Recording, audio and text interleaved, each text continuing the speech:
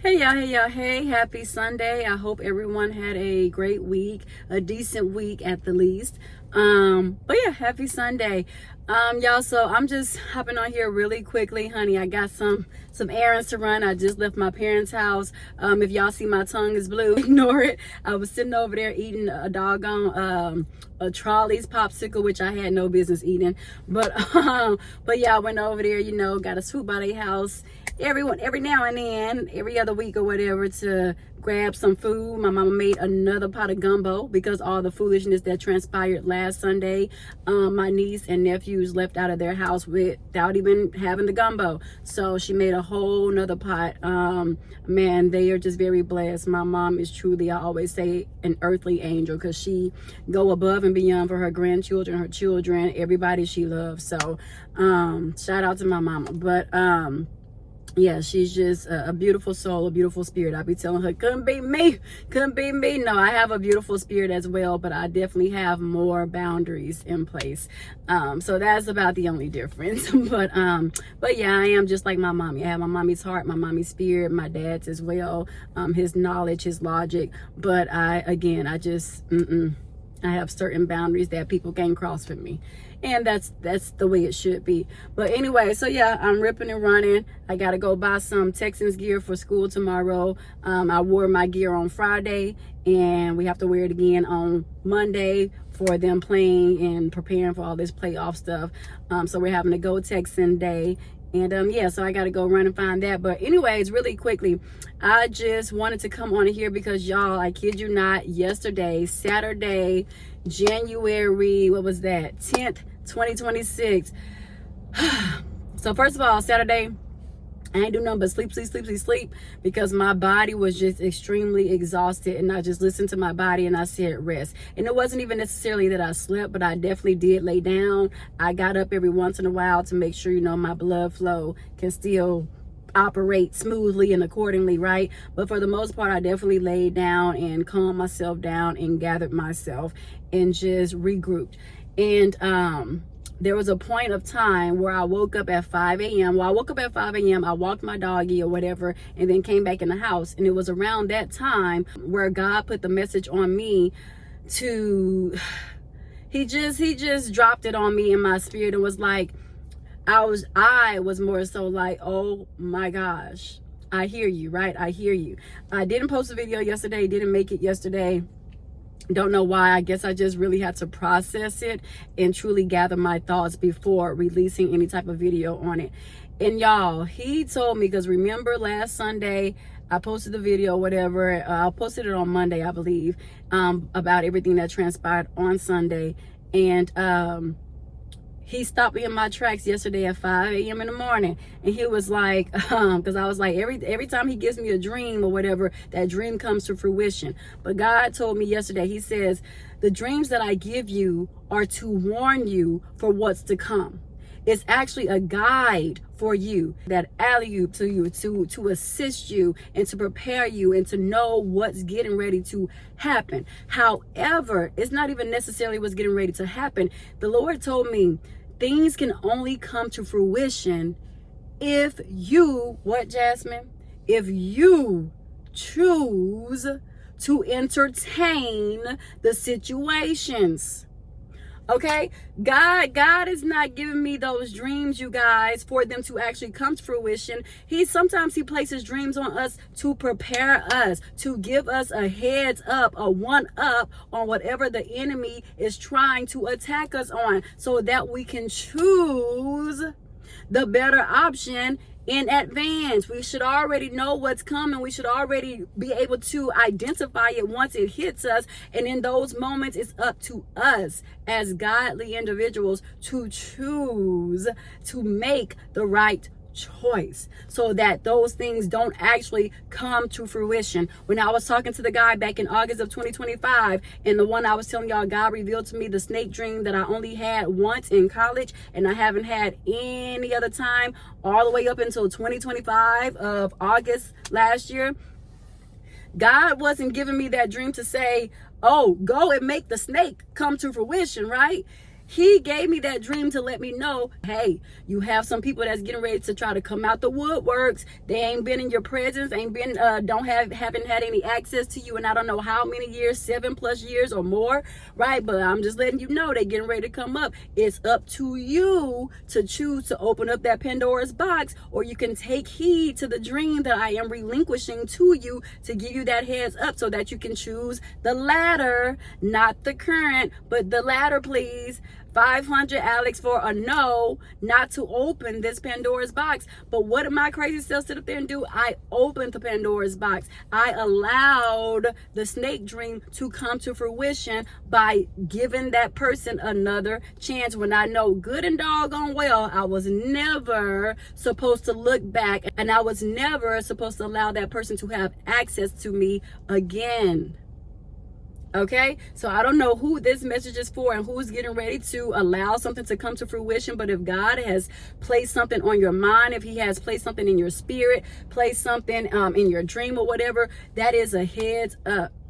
Not to choose it, not to let those things come to fruition, not to entertain those things, but to have a one-up on them and choose to go in the opposite direction. Don't reopen, don't rekindle, don't read nothing with whatever is getting ready to transpire, or whoever is trying to make that loop back around, that backtrack, right? Don't do it.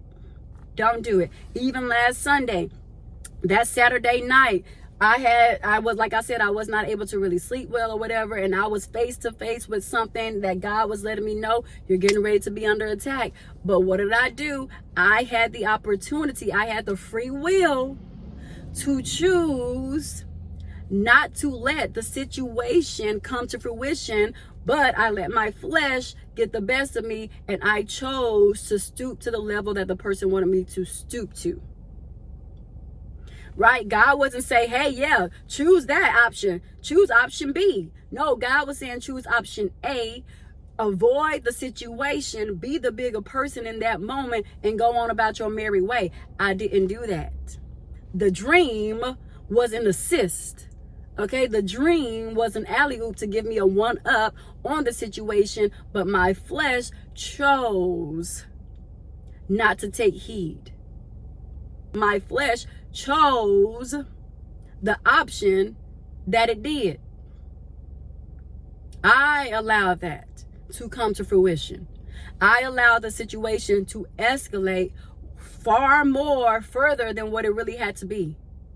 My first mind, and I knew it was it. I identified, the crazy part is I actually identified the situation. And the last thing my mama heard me say was, you know what? That's my cue to go. That's my cue to leave. And instead of me just leaving their place and going to my place, something I did happen in between that time, and a whole situation blew up, escalated. But that is not why God allowed me to have that encounter the Saturday night before. That is not why he allowed me to have the encounter. He allowed me to have the encounter in my dream with one of the minions on the team of the enemy, in order to prepare me so that I can be able to make a sound decision, sound judgment for whatever was coming up against me. But I did not do that in that moment, and things went the way that they went. And they didn't have to, because I should have been the bigger person in Christ. And like I said, I will always stand on what I stand on. It is certain people I will apologize to, certain people I will not, but I forgive all. That just is what it is. I forgive all. I don't hold on to stuff. You know, people always tell me I look youthful. That's why, because I don't hold on to foolishness. I don't hold on to ignorance. Now, it's not to say that I'm going to be stupid, because I'll never be stupid, and I'll never let my guard down around certain individuals. You know, I'm not, again, those boundaries. I don't play with people like that. And once you cross me a certain way and it does escalate to a certain point, there's no backtracking. I can forgive you all day long. My heart is genuine. My heart is authentic. My forgiveness under Christ is authentic and genuine. So I will always forgive people, but does it mean that we'll ever have a relationship that we had before? Absolutely not. Sisterhood and all that kind of stuff, will that ever happen again? Absolutely not. And that's okay. I'm in perfect peace with that. Trust and believe, I'm in perfect peace with that. Some people, you just have to feed them with a long handle spoon, and I do mean long, almost parallel. okay, where they never meet again, okay? And that's perfectly fine. That's okay. I've learned to accept certain things like that. Y'all, I'm a-okay with who's in my life and who's not in my life in this current moment. I'm perfectly fine. So things will never be the same, but it doesn't mean that I hold malice and hatred in my heart. For what? For what? What is that going to do for me? But cause me physical anxiety and panic attacks and all kinds of stuff. I'm already dealing with that stuff for a whole nother reason. You think I'm about to let other people that really don't have no heaven or hell to put me into also dictate those emotions and stuff like that when it comes to me personally? Absolutely not. Absolutely not. So, I'm not worried about that stuff. I forgive as it's happening once it's done. And I do have to pray for God to control my thoughts and my emotions, because again, we're always against flesh and spirit. So we have to be very cautious with that. I have to be very cautious with that. But yeah, he just dropped that on me early in the wee hours on Saturday, and I was just like, wow, I just have to sit with that and like I said, yet again, process that before I came on here and made a video. But today is even more clear. Today I can express it a little bit better. And I hope it made sense to y'all, and I hope it reaches whoever it needs to reach in that regards. Like, y'all, God be trying to help us. It just be us choosing to make the stupid decisions that we make, to make the unnecessary decisions, things that could have been avoided. We're the ones who have the free will to do as we please, and sometimes we choose that free will and that free choice over what God is telling us to do, over what God has already revealed to us to do. Like I said, he was throwing me alley hoops, man, and I sat up there and chose to not take heed to them. And oh yeah, I'm gonna go ahead and do it, because here I go, you know me, curious, right? Curiosity get a cat now, and here I go, still want to be curious. I just like to test and see. I really wanted to just see if that particular guy had changed, and it was revealed that he hadn't changed. He got worse. In fact, he extremely 10 times worse than when I dealt with him 7 years ago. So again, that's why we don't look back. For one, that's why we don't look back. We don't go backwards into our past. It doesn't matter how many times they try to circle back or whatever. Who cares? Like, we do not care. We do not look back. And that's for anything and anyone who served us no purpose, who wasn't conducive to our lives in any way, shape, or form at all. Okay, friends, family members, it don't matter. If it's negativity brought your way from those said individuals, you have to cut them loose and let them stay loose and go and mess up somebody else's life.